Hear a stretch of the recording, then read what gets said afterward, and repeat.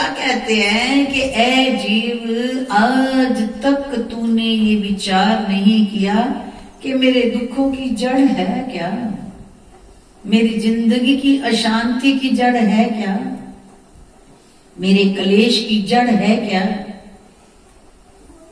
तेरे दुख, अशांति और क्लेश की जड़ तेरा आजाद मन है, जिसको तूने अभी तक शब्द की डोरी से बांधा नहीं है।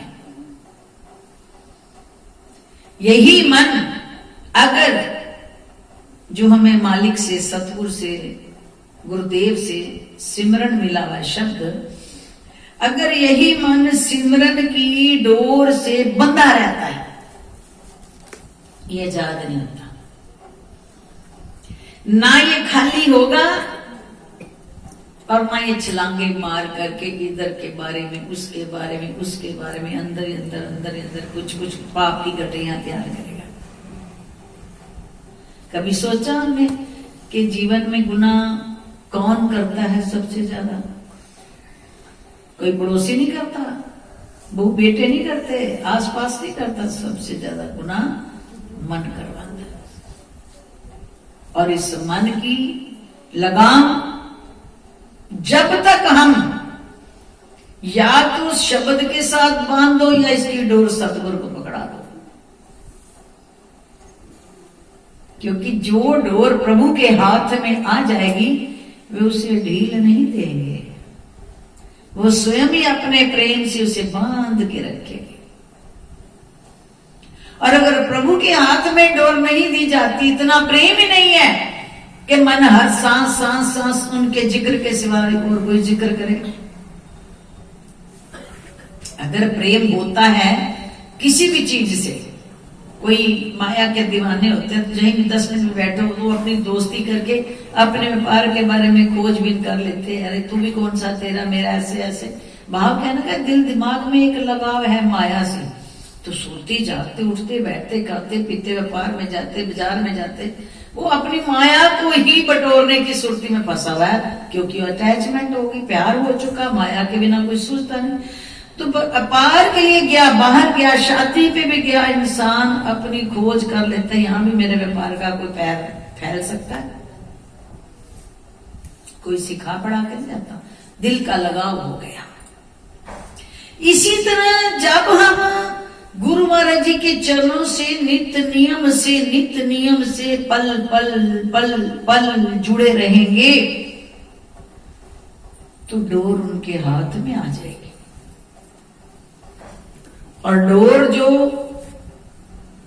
भजन में सुना, आप ही तो प्रीता लाइया ते आप ही फड़ ले डोर।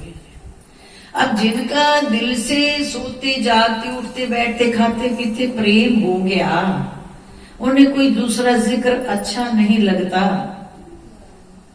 उनकी डोरी वो स्वयं पकड़ के रखते हैं, ना उस मन को ढील देते हैं, ना उसे कर्मों तानों के पेटों का कोई बीज बोने देते हैं। इसीलिए परम पूज्य श्री महाराज जी के प्रवचन सुनो, उसमें बार बार यही कहा जाता था कि भाई जब भी गुरु महाराज जी की शरण में आओ तो उनसे मांगने वाली चीज क्या है कि गुरु महाराज जी हमें अपना सच्चा प्यार दो। एक छोटी सी बात में सारा राज कह देते, हमें मांगने नहीं आते। आज तक बुढ़ापे में पहुंच गया, क्या वाकई में हमने उस शब्द पर अमल करके हर वक्त गुरु महाराज जी से ये मांगा, गुरु महाराज जी हमें कुछ नहीं चाहिए, सिर्फ आपका सच्चा प्यार चाहिए, मांगा नहीं ना।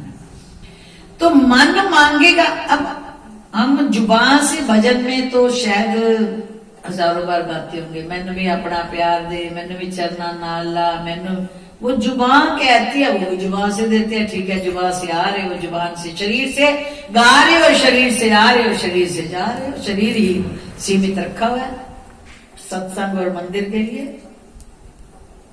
बात आ रही है जीवन के तनाव की, जीवन के उलझन की, सारी अंदर की, झगड़े सारे छुपे बैठे अंदर, घर के अंदर। इतनी सी बात कोई कह देता है, जब तक उसकी एक की चार न कर ले तो मन को शांति आती है। कारण इतना ढील दे रखी ना मन को। अगर यही मन बंधा होगा किसी से, उसे असर ही नहीं होगा, वो तो बेचारा जंजीरों में पड़ा हुआ। किसकी? या उसके सिमरन की, या उसके प्रेम की। और दुनिया की कोई ताकत नहीं है जो इस मन को बांध सके। जिस वक्त सृष्टि की रचना हुई थी, जीव का जन्म हुआ, तो परमात्मा ने संसार की रचना के समय इस मनुष्य जीवन को जब बनाया, तो किसी ने सवाल किया, भगवान जी हर चीज पे बंदा थोड़ी देर के लिए नियंत्रण कर लेते, लेकिन मन काबू में क्यों नहीं आता? बैठे यहां है, अभी एक पल के अंदर कोई साज से सजा धजा कोई नहीं चल, झट मन सॉरी छोड़ भूल भाल के उसमें जा फंसेगा। इतनी तेज रफ्तार है मन की। कहते हैं ना, गति मन की कपी जैसी, ये तिरछी चाल चलता है, कभी गमगीन हूर होता, कभी हंसता उछलता है, कभी योगी वैरागी बन ध्यान प्रभु का करता है, कभी कपटी बन करके गले गैरों के चलता है। पल पल में ये कैसी तेज रफ्तार में, एक पल बंदर यहाँ होता है, दूसरे पल बंदर चौथे चबूतरे में होता है, किस पांचवें घर में होता है। उससे भी ज्यादा तेज रफ्तार इस मन की है। तो उन्होंने कहा, इतना विशाल मन है तो कैसे है? कहते एक हाथी मतवाला बाजार में आ जाए, कईयों को कुचल देता है, मतवाला हाथी, और बिना महावत के। तो सहस्त्र मत वाले हाथियों जितना बल एक मन के पास है। ब्रह्मा ने जब जीव की रचना की, तो कहते 100 हाथियों जितनी ताकत एक मन को दी गई है। अब अंदाज लगाओ, एक मत वाला हाथी अगर सड़क पे आ जाता है, कईयों का जीवन तबाह कर सकता है, तो जहां 100 हाथियों जितनी शक्ति इस मन के पास है, इस पे हमने कभी अंकुश लगाने की सोच ही नहीं करी। इसको काबू करने के लिए कभी ख्याल नहीं है। जबकि सबसे ज्यादा नुकसान इस मन के द्वारा, मन बैठे बैठे उसकी निंदा, उसके घर का अच्छाई बुराई सोच, उसके प्रति पांव काट, उसके प्रति द्वेष कर, उसके प्रति प्यार कर, उसके प्रति क्रोध कर, उसके प्रति नफरत कर। एक एक पल इसको ढील देने की देर है। यही तो है शैतान जो हमें सिमरन पर बैठते आते छलांगे मार के हमें कहीं ले जाता है। कौन ले जाता है? ये ले जाता है।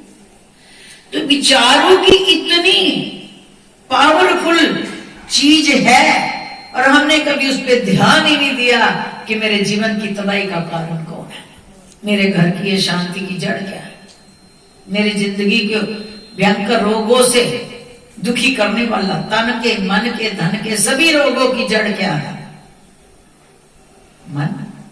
और मन इतना सूक्ष्म, इतना सूक्ष्म, इतना सूक्ष्म है कि हवा के तेज से भी ज्यादा रफ्तार। तभी तो गीता में भगवान कृष्ण अर्जुन से ज्ञान देते हैं। अर्जुन ने जब सवाल किया था भगवान जी के आगे, चंचल मनः कृष्णा परमार्थी बलभद्रम तस्यम निग्रह मन्यवाद सुनिष्करम। ऐ प्रभु, मेरा मन बड़ा चंचल है। चंचल मनः कृष्णा, मेरा मन बहुत चंचल है। परमार्थी बलभद्रम, ऐ प्रभु रथ पर सवार होने वाले प्रभु, मेरा मन इतना चंचल है। तस्यम निग्रह मन्यवाद सुनिष्करम, हवा की रफ्तार से भी तेज है मेरा मन। हवा का झोंका तो एक पल में आंधी यहां दूसरे पल होती है, ये तो एक पल में ना जाने बंबई, कलकत्ता, अमेरिका, यूएसए सब की सैर करके आ जाता है। इतना तेज रफ्तार है ये मन। तो प्रभु इसको निग्रह करने का, इसको रोकने का, तस्याम निग्रह मन्ये वायु सुदिष्करम, हवा के तेज वेग से भी ज्यादा जो तेज है, इसको निग्रह करने का उपाय बताओ। तो भगवान जी क्या जवाब देते हैं? असंशयम, इसमें कोई संशय नहीं।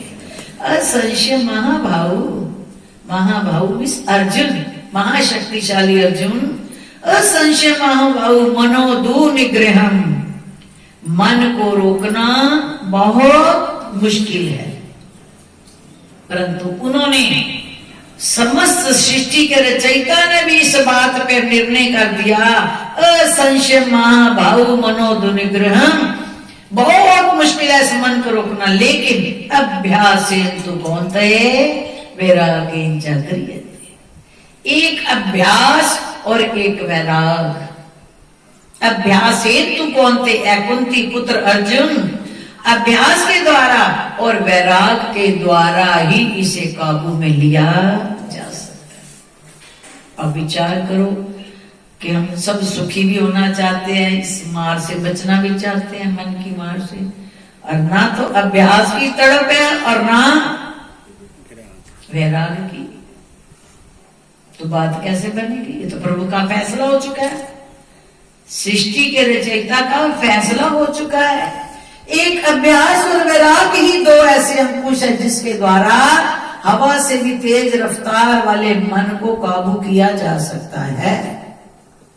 बोलो मेरे श्री गुरु महाराज की जय। अब अभ्यास का क्या ढंग है जो हमें सतगुरुदेव ने सूक्ष्म शब्द दिया, इसी शब्द को जब हम सोते जागते उठते बैठते खाते पीते अंदर चलाने की आदत डाल देंगे,